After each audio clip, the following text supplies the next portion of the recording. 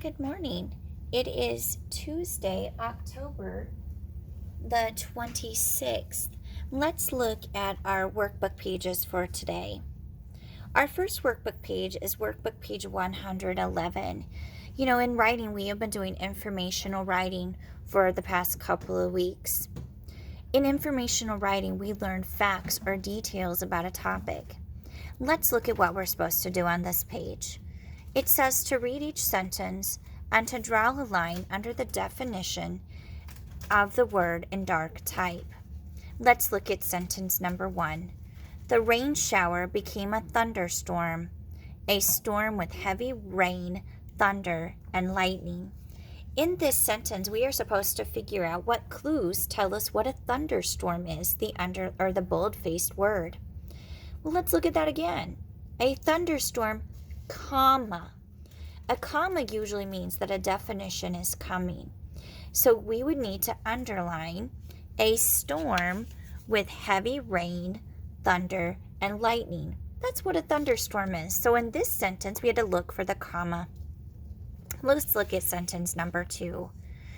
They were in the eye, got to figure out what eye is, comma, or the calm center of the storm. Oh, there's that comma again. I wonder what eye means. If you said the calm center of the storm, you are correct. That's what we need to underline, calm center of the storm. Let's look at sentence 3.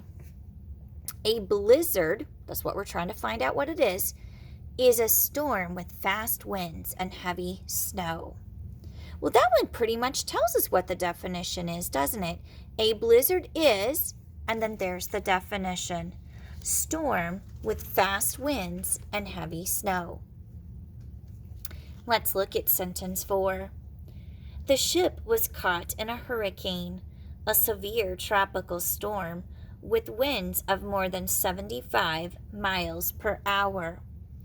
When I was reading this sentence, I realized I had to find out what hurricane means, and then I see that comma, and guess what? That's going to tell me what it is. What is a hurricane? A severe tropical storm with winds more than 75 miles per hour. So we would underline this last part of that sentence. Let's look at number 5.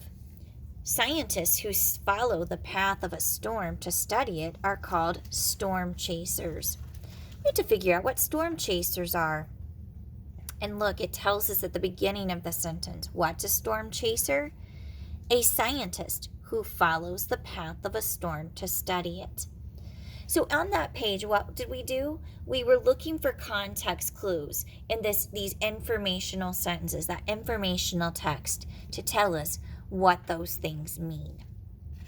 Our other workbook page I want us to look at is on page 112. And I'm not going to do all of this with you, but I do want to give you a little information about it. These are suffixes. Suffix S, that's a letter that's added to the end of the word to change the meaning of a word. In this case, it makes it plural.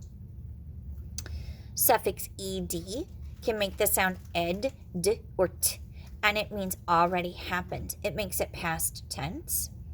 Or suffix ing, happening right now is what that one means.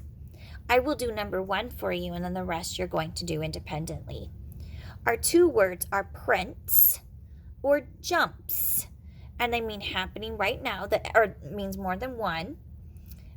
Or actually, no, in this case, it's a verb, so it just means that it's present tense. So which one means to hop up and down? Would it be prints or jumps? If you said number 1 is jumps, you are correct. Now let's look at the second one and see if prints make sense there. Writes word on paper. Yep, when I print, I'm writing words on paper. Prints. That's how you will do 2 through 5.